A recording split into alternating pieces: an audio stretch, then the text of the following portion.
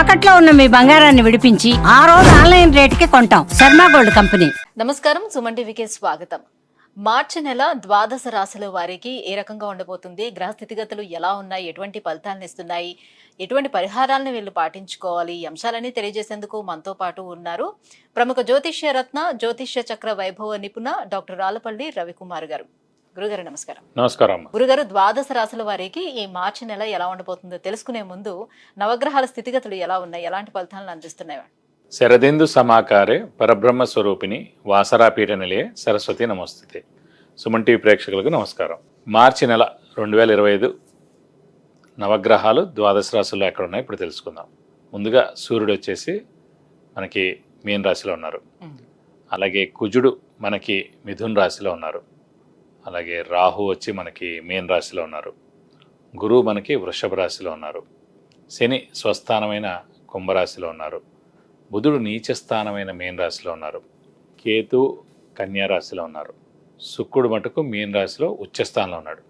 కాబట్టి ఒకటి స్వస్థానం శని, శుక్రుడేమో మనకి ఉచ్చస్థానంలో ఉన్నాడు మీనంలో. అలాగే నీచస్థానమైన మీనంలోనే బుధుడు కూడా ఉన్నాడన్నమాట. ఇవి నవగ్రహాలు ద్వాదశ రాశుల్లో మార్చి నెల అంతా ఈ స్థానాల్లో ఉంటాయి. గురుగారు, ఈ మార్చి నెల మరి మేషరాశి వారికి ఎలా ఉండబోతున్నాయి? వీళ్ళకి నవగ్రహాలు ఎలా అనుకూలిస్తున్నాయి? తప్పకుండా అమ్మా. మేషరాశి అనగానే మనకి ముందుగా అశ్విని 1, 2, 3, 4 పాదాలు, భరణి 1, 2, 3, 4 పాదాలు, కృత్తిక 1వ పాదం. ఈ నక్షత్రాల సమూహంతో మనకి మేషరాశిలోకి వస్తుంది. మనం ఇదివరకు కూడా చెప్పుకున్నాం, ఇప్పుడు చెప్పుకుంటాం. ఇంకా ఏప్రిల్ నుంచి ఈ మేషరాశి వాళ్ళకి ఏలినాటి కూడా ప్రారంభం అవుతుంది. కాబట్టి ఏంటంటే ఈ నెల్లాళ్ళు మటుకు అత్యద్భుతంగా ఉందనే చెప్పుకోవాలి మేషరాశి వారికి. తర్వాత మళ్ళీ మే నుంచి కూడా గురుబలం తగ్గుతుంది. కాబట్టి ఈ నెల్లాళ్ళు అంటే మనకి మే 15 దాకా మటుకు అసలు సమయం వేస్ట్ చేయకూడదు. ఈ లోపల మటుకు అంటే ఈ మార్చి నెల మటుకు ముఖ్యంగా చెప్పాలంటే మటుకు శ్రమ, కాలం, ధనం వ్యర్థం కాకుండా ఉంటుంది. అవసరానికి డబ్బులు సమకూరుతాయి. రావాల్సిన బాకీలు వసూలు అవుతాయి. షూరిటీ, స్పెక్యులేషన్స్ కలిసి వస్తాయి. మధ్యవర్తిత్వం వహించవచ్చును. అలాగే ఆరోగ్య విషయంలో కూడా ఇంట్లో ఉన్న పెద్దవాళ్ళు, చిన్నపిల్లలు మీ ఆరోగ్యం కూడా చాలా బాగుంటుంది.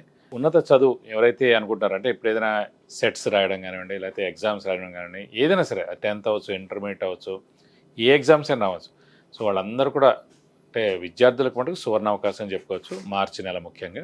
సో 10th వాళ్ళు రాస్తున్నారు, ఇలాగ ఇంటర్మీడియట్ వాళ్ళు ఉంటారు, అలాగే ఎవరైనా సరే ఖచ్చితంగా రిజల్ట్స్ వచ్చే సమయానికి కూడా అవసరం లేదండి, మనం రాసే సమయం ఇంపార్టెంట్ అనమాట. సో ఈ సమయంలో మనకి ఇంకా మే 15 దాకా కూడా మనకు గురుబలం ఉంది మేషరాశి వాళ్ళకి. కాబట్టి ఈ లోపల మనకి ముఖ్యంగా అంటే ఎగ్జామ్స్ అయిపోతాయి, రిజల్ట్స్ కూడా వస్తాయి. కాబట్టి విద్యార్థులకు మటుకు సువర్ణ అవకాశం చెప్పుకోవచ్చు, పట్టిందల్లా బంగారం చెప్పుకోవచ్చు. అలాగే వ్యాపారస్తులకు కూడా కొత్త వ్యాపారం స్టార్ట్ చేయొచ్చు. అలాగే ముఖ్యంగా రన్నింగ్ ఏదైతే నడుస్తుందో ఇది కూడా అత్యద్భుతంగా ఉంటుందని చెప్పచ్చు. అలాగే వీరు క్రెడిట్ కూడా ఇచ్చినా కూడా ఏం నష్టపోరు. అలాగే అప్పులు ఏవైతే ఉన్నాయో అవన్నీ కూడా చాలా మటుకు తీర్చేందుకు అవకాశాలు కూడా ఎక్కువగా ఉన్నాయి మేషరాశి వారికి. అలాగే ఇంట్లో ఒక మంచి వస్తువు కూడా కొంటారు. అలాగే వాహనం కొనేందుకు కూడా అవకాశాలు చాలా ఎక్కువగా ఉన్నాయి. ఇది కాకుండా పాత స్నేహితులను కూడా కలుస్తారు. అలాగే గురుబలం పరిపూర్ణంగా ఉంది కాబట్టి తీర్థయాత్రలు చేస్తారు, గురువుని దర్శిస్తారు. ఇది కాకుండా మెయిన్ దైవబలం, దైవానుగ్రహం కూడా పరిపూర్ణంగా ఉందండి. ఎప్పుడైతే గురువు చాలా బాగుంటాడో అన్ని పనులు మనకు జరుగుతాయి అన్నమాట. ఎందుకంటే మెయిన్గా కుటుంబ స్థానంలో ఉన్నాడు, ద్వితీయ స్థానంలో ఉన్నాడు. కాబట్టి కుటుంబ స్థానం, నేత్రస్థానం, ధనస్థానం, వాక్స్థానం అయిందన్నమాట. ఈ ఒక్క నెల గోల్డెన్ పీరియడ్ అనుకో. అంటే శని ఇంకా మంచి స్థానంలో లాభంలో ఉన్నాడు కాబట్టి మేదాకా ఎలాగో గురువు చాలా బాగున్నాడు అనుకోండి. కాబట్టి శని పరిపూర్ణంగా ఉంది కాబట్టి ఉద్యోగ విషయాల్లో కూడా అత్యద్భుతంగా ఉంది. నిరుద్యోగులు ఉద్యోగం రావడం, ఉద్యోగస్తులకు ప్రమోషన్స్ రావడం, అలాగే నేమ్ అండ్ ఫేమ్ రావడం, బాస్ నుంచి మన్నన పొందడం, అలాగే ఫారెన్ టూర్ కానీ, విజిట్స్ కానీ, అసైన్మెంట్స్ కానీ రావడం, ఇవన్నీ కూడా జరుగుతాయి. కాబట్టి రాజకీయ నాయకులు కూడా అత్యద్భుతమైన సమయం చెప్పుకోవచ్చు. క్రీడాకారులకి, పత్రికా రంగం, యూట్యూబ్ రంగం, మూవీ రంగం, వీరందరూ కూడా అత్యద్భుతంగా ఉంటుందని చెప్పుకోవచ్చు మేషరాశి వారు. కాబట్టి ఈ నెలల మటుకు అస్సలు సమయం వేస్ట్ చేయకూడదు. ఎందుకంటే శని పరిపూర్ణంగా బలంగా ఉన్నాడు లాభస్థానంలో. అన్ని గ్రహాలు బాగుండే రాశి ఇదివరకు నుంచి చెప్పుకున్నారంటే మేషరాశి. అంటే మళ్ళీ 30వ తారీఖు దాటిపోయిందంటే మళ్ళీ ఏలినాటి శని స్టార్ట్ అయిపోతుంది మళ్ళీ మేషరాశి వారికి. కాబట్టి ఈ నెలల మటుకు పట్టిందల్లా బంగారం చెప్పుకోవచ్చు. బాగా కష్టపడితే అనుకున్న పనులన్నీ కూడా తప్పకుండా నెరవేరుతాయి. వివాహ ప్రయత్నాలు మరి ఎంతవరకు ఫలించే అవకాశం ఉంటుంది వీళ్ళకి? అంటే మనకి ఇంకా మే 15 దాకా కూడా గురుబలం పరిపూర్ణంగా ఉంది కాబట్టి సమయం స్పీడ్గా అయిపోతుంటుందండి. మనం అనుకుంటాం ఇంకా టైం ఉంది కదా, ఇంకా టైం ఉంది కదా. ఆల్రెడీ 1 year నుంచి గురుబలం నడుస్తుంది. ఆల్రెడీ 2024 మే నుంచి గురుబలం స్టార్ట్ అయింది.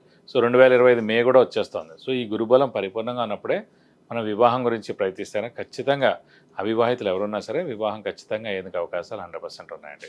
మరి సంతానం కోసం ప్రయత్నించే వాళ్ళ విషయంలో ఎలా ఉంటుంది? మనకి సంతాన విషయంలో కూడా గురువే కారకుడు అండి. సంతాన కారకుడు గురువే అనమాట. అలాంటి గురువు ద్వితీయ స్థానంలో ఉన్నాడు. ద్వితీయ స్థానం అంటే ఇందాక కూడా చెప్పుకున్నా అది కుటుంబ స్థానం అనమాట. సో కుటుంబం ఏర్పడిందంటే తర్వాత సంతానం కలుగుతామండి. కాబట్టి సంతాన కారకుడే గురువు అయ్యి మనకి ద్వితీయ స్థానంలో అత్యద్భుతమైన స్థానంలో ఉన్నాడు కాబట్టి ఖచ్చితంగా సంతానం లేని వారికి సంతానం కలిగేందుకు అవకాశం ఉంది. కనీసం మే దాకా అయితే కనుక గురుబలం ఉంది కాబట్టి కనీసం కన్సీవేనా అవుతారు. కాబట్టి ఖచ్చితంగా దైవబలం ఉన్నప్పుడే మన అన్ని పనులు కూడా తప్పకుండా సరిదిద్దుకోవాలండి. సో ఈ 2 నెలల్లోని ఒకవేళ సంతానం కోసం ప్లాన్ చేసుకోవాలన్నట్టు ఖచ్చితంగా. ఇది బెస్ట్ సమయం. చేసుకోవచ్చు. అల్టిమేట్ సమయం అనుకోవచ్చు. సో ఇంకా ఎటువంటి పరిహారాలను పాటించుకుంటే బాగుంటుంది? ప్రస్తుతం ఏంటంటే మనకి రాహు కేతు గురు శని నలుగురు కూడా బాగానే ఉన్నారు కాబట్టి ముఖ్యంగా ప్రస్తుతం మటుకు ఈ నెలనాళ్ళు మటుకు బుధుడు ఒక్కడు నీచ స్థానంలో ఉంటాడు కాబట్టి వినాయకుడిని ఎక్కువగా ఆరాధిస్తే సరిపోద్ది. ప్రతి బుధవారం ఉపవాసం ఉంటే సరిపోద్ది ఈ నెలనాళ్ళు. అలాగే వినాయకుడు అష్టోత్తరం ప్రతిరోజు చదువుకుంటే మంచిది. లేదంటే ప్రతి బుధవారం వినాయకుడు టెంపుల్కి వెళ్ళి 41 ప్రదక్షిణాలు చేస్తే కనుక అన్ని విధాలా మీకు మంచి చేకూరుతుంది. విద్య, ఉద్యోగం, వివాహం, వాహనం, ఆరోగ్యం, ఐశ్వర్యం వీటన్నిటి గురించి తెలుసుకోవాలంటే కింద స్క్రోల్ అవుతున్నటువంటి నెంబర్లకి కాల్ చేసి గురుగారి అపాయింట్మెంట్ పొందవచ్చు. గురుగారు, మేషరాశి వారికి ఈ మార్చి నెల ఎలా ఉండబోతుంది? ఏ గ్రహాలు అనుకూలిస్తున్నాయి? ఎటువంటి పరిహారాలను పాటించుకోవాలి? ఈ విషయాన్ని తెలియజేసినందుకు ధన్యవాదాలండి. నమస్కారం.